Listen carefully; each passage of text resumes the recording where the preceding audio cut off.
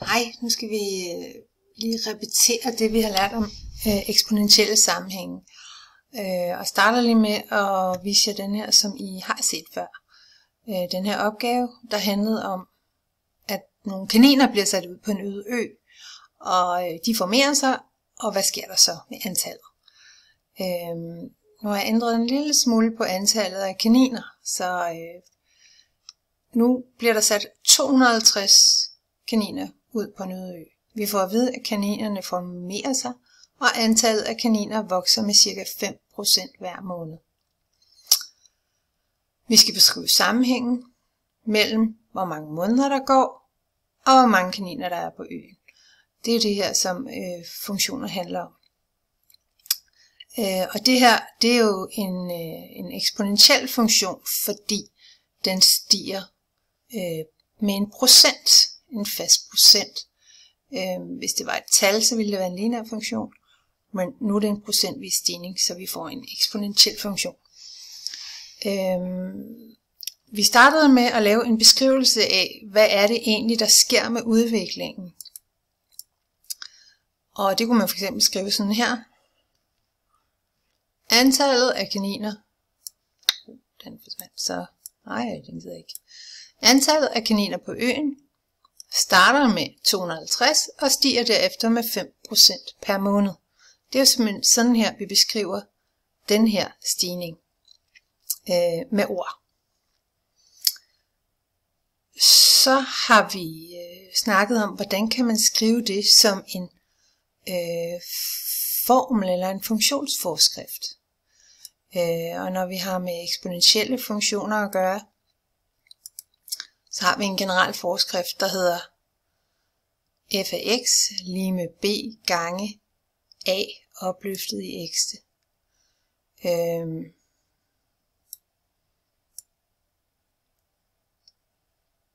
Kan vi lige tage det hele herned. Vi ved, at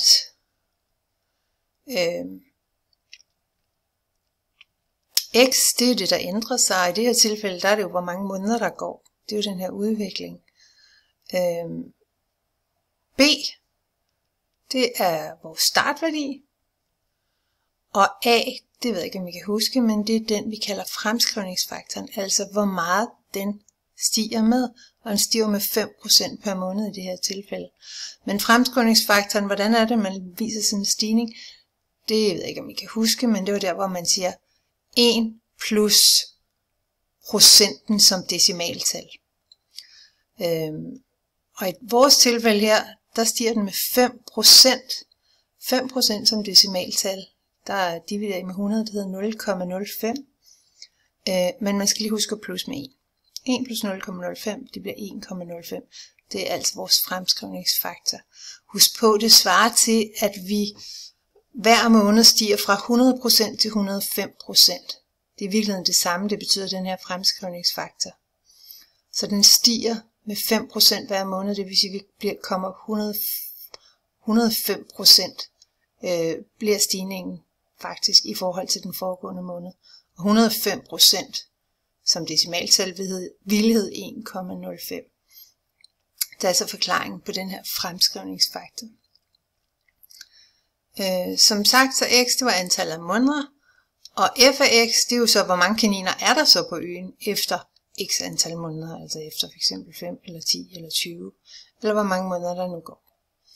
Så lige præcis den her forskrift, den må altså hedde antal kaniner på øen, f af x, er det samme som b, startværdien, 250, gange a, som er fremskrivningsfaktoren, 1,05, opløftet i x, som altså er antallet af måneder. Så det kan man skrive sådan her. Her har vi altså vores formel eller forskrift for lige præcis den her udvikling med kaninerne. Hvis man skal lave en tabel, det ved jeg ikke, om I kan huske, men det kan man for eksempel gøre sådan her. X, det er jo antallet af måneder, og nu har jeg bare taget nogle eksempler. Efter 0 måneder, ja, det er jo der, vi starter, der er 250 selvfølgelig. Hvis vi satte 0 ind på x's plads, så vil det stå 250 gange 1,05 opløftet i 0. Og det vil faktisk give 250, hvis I tjekker på jeres lommeregner. Hvad med efter 10 måneder? Så sætter jeg 10 ind på x-pladsen og regner ud, hvor mange kaniner der så er. Der altså 407. Så efter 10 måneder er det knap en fordobling. Efter 20 måneder, der er den så op på 653, og efter 30 måneder, der er den på 1080. Men der kan man jo selv vælge, hvad for nogle eksempler man tager i sådan en tabel her. Men det er bare for at lave nogle nedslag, altså nogle eksempler. Og så hvis vi sætter vores punkter ind i en graf, eller skriver vores forskrift i GeoGebra, så kan vi også få en graf, og den kunne fx se sådan her ud. Og det er jo en eksponentiel funktion, det vil sige, at den stiger mere og mere,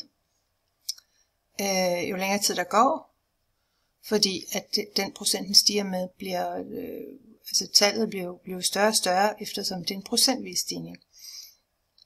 Derfor er den ikke lige, den har en startværdi i det her tilfælde på 250. Så ved jeg ikke, om I kan huske det her med, her har der taler om en stigning. Men i nogle tilfælde, så kan en eksponentiel sammenhæng eller en eksponentiel udvikling jo også være et fald, hvis det for eksempel faldt med 5% per måned, i stedet for at stige. Hvis det falder med 5%, hvad vil der så ske heroppe med fremskrivningsfaktoren? Så vil den jo i stedet for hedde 1 plus procenten, så vil den hedde 1 minus procenten. Så hvis det her var et fald på 5% i stedet for, så ville den hedde 1 minus 0,05.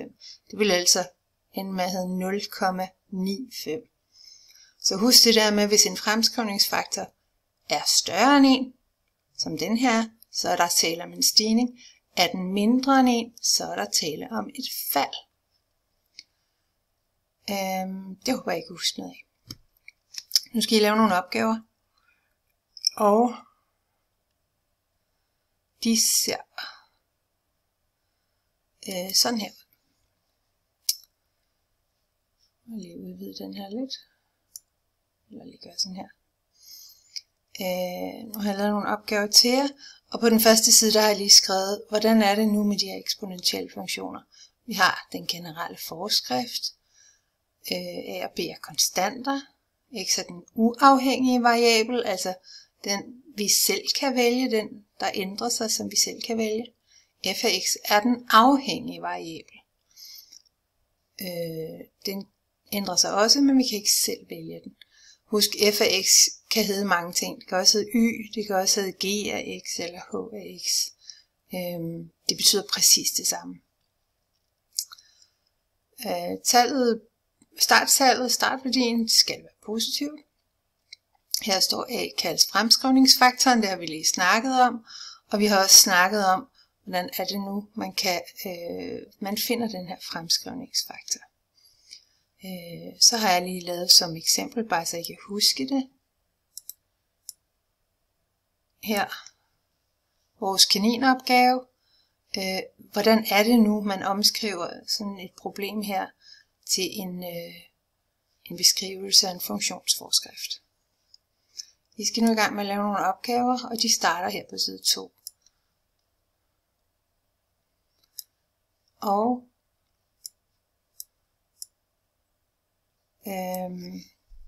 vi kan lige kigge på den første opgave her for eksempel.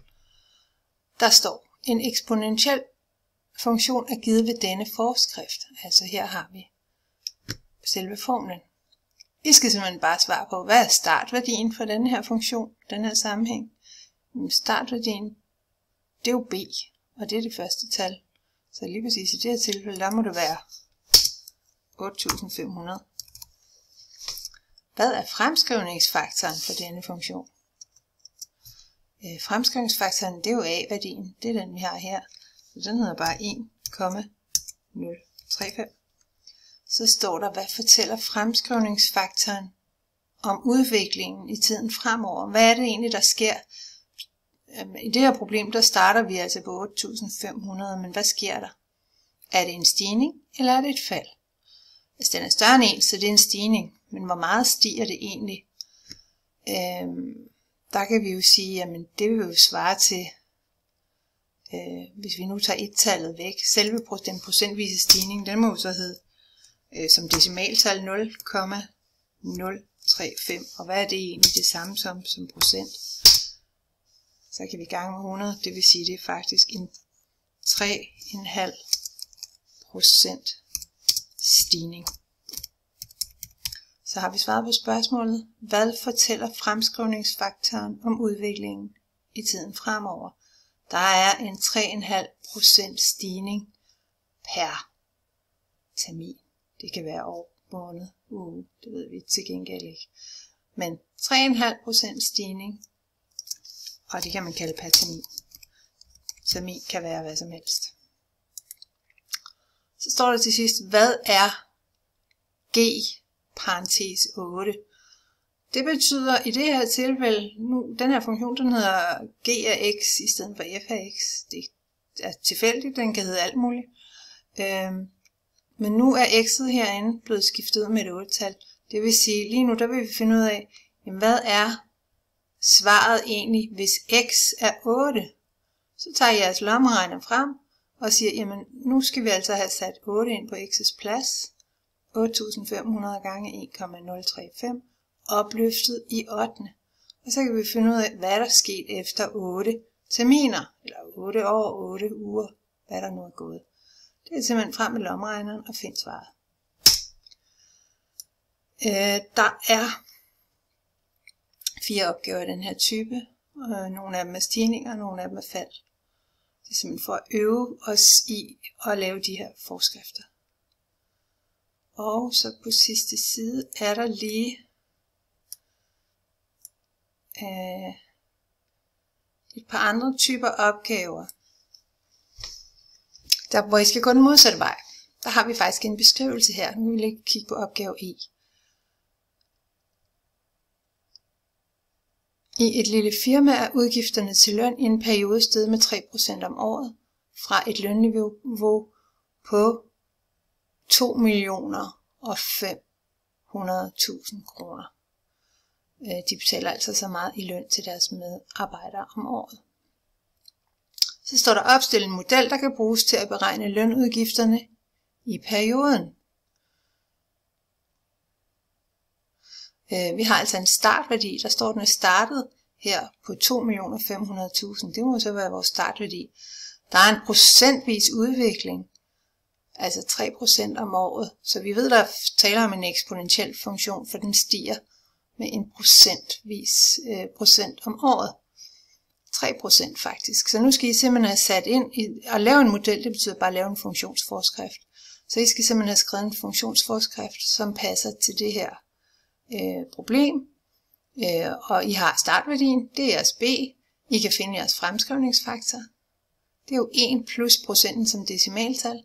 Og så er det bare at opløfte i x, altså sætte den ind i den generelle forskrift. Så er I faktisk svaret på opgaven. Og det samme med de to næste. I skal lave så meget, som I kan nå på de her timer. Og så skal I gemme opgaven og aflevere den inde i Canvas. Til mig, nu skal jeg lige se, om jeg kan finde her. Jeg har lavet et link her til en afleveringsmappe den 6. januar, og jeres den ser lidt anderledes ud, men der står aflever heroppe, og så skriver I simpelthen bare aflever, og så kan jeg se det, I har lavet. Og I laver bare så meget, I kan nå på de timer, vi har. God fornøjelse.